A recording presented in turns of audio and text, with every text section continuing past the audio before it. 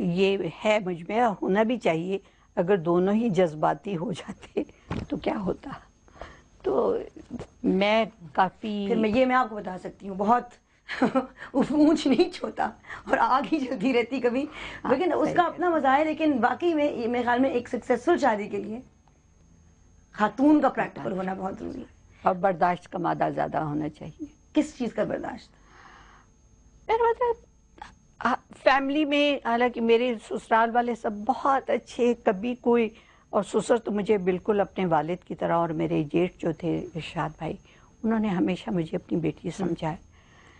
لیکن کبھی مجھے یاد نہیں کبھی کوئی ایسی بات ہو، اگر کبھی چھوٹی موٹی، میں نے تو کبھی اس کو بادر ہی نہیں کیا.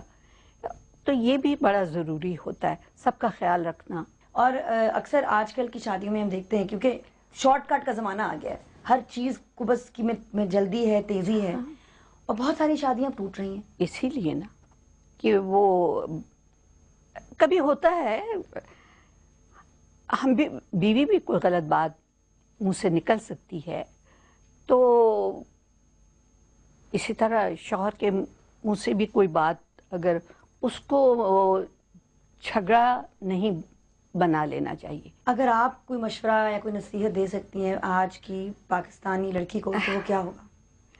میرا خیال ہے ان جو باتیں میں نے کی ہیں وہ ان کو سمجھیں. اور دوسری چیز یہ کہ پیسے کی بہت ہوس نہیں ہونی چاہیے. یہ نہیں کہ اس کے میاں نے اس کو مرسڈیز لے کر دی ہے تو ہمارے پاس مجھے بھی لے کے دو، چاہے بے ایمانی کرو، چاہے ملک کو وہ تباہی کی طرف لے جاؤ رشوت لے کے.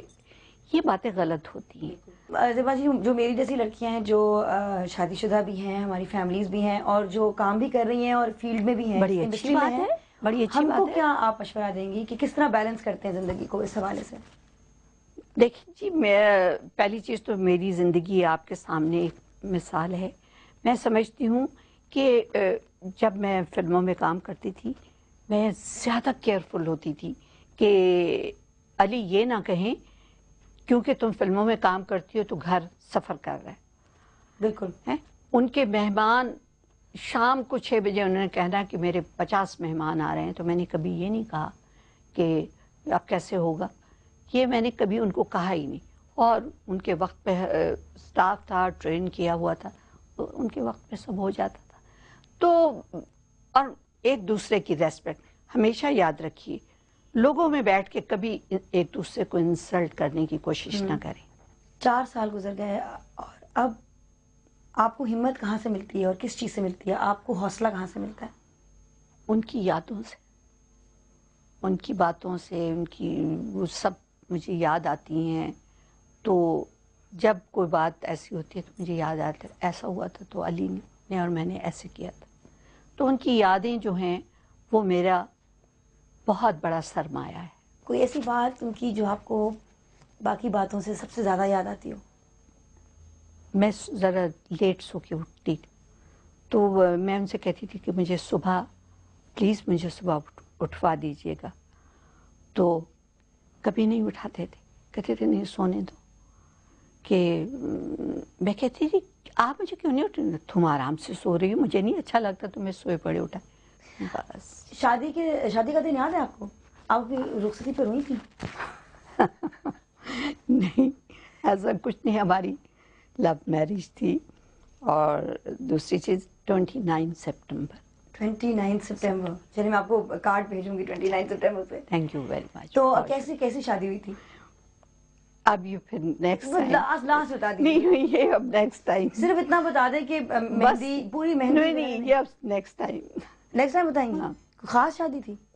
ہاں یوں ہی سمجھ لیجیے. پلیز بتا دیں مجھے، اس کے بعد میں کچھ صرف پودا دے دوں گی آپ کو. نہیں بس آپ پودا دیجیے اور بس. تو کوئی اتنا بتا دیں، ڈنر فنکشن ساری فیملی کے ساتھ کیا تھا، بعد میں کیا تھا. فنکشن بعد میں کیا تھا؟ اچھا، یعنی کہ فل رومانٹک سین ہوا تھا آپ کا. اب بس کیا بات ہے. اب مجھے میرے بچے جوان ہیں اور مجھے یہ باتیں اچھی نہیں لگتی. لیکن آپ کو تو بڑا فخر ہونا چاہیے، اور آج کل کے بچے تو اور زیادہ پراؤڈ فیل کریں گے.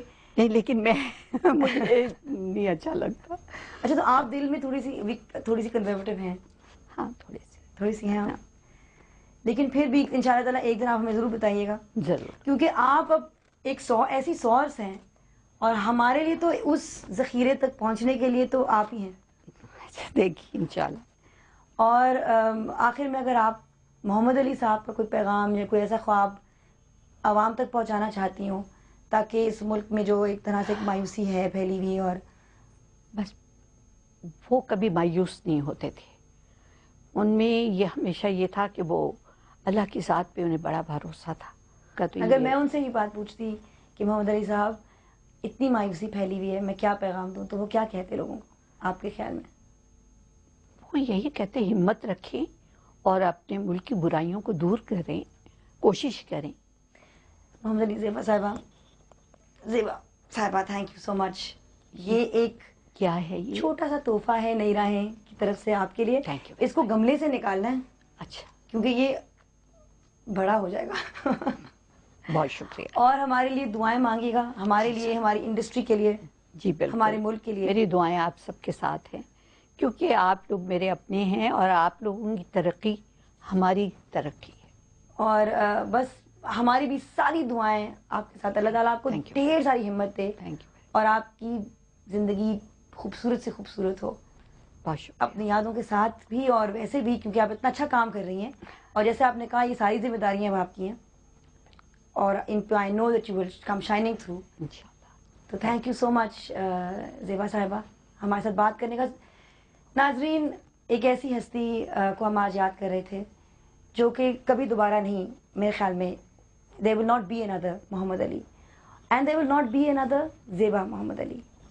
اور لیکن یہ بات دیکھیے کہ یہ پاکستانی ہیں, اور پاکستان میں سے اگر محمد علی آ سکتے ہیں تو اور بھی اس طرح کے ذخیرے ضرور آ سکتے ہیں. Learn some thing. آج پاکستان زندہ باد.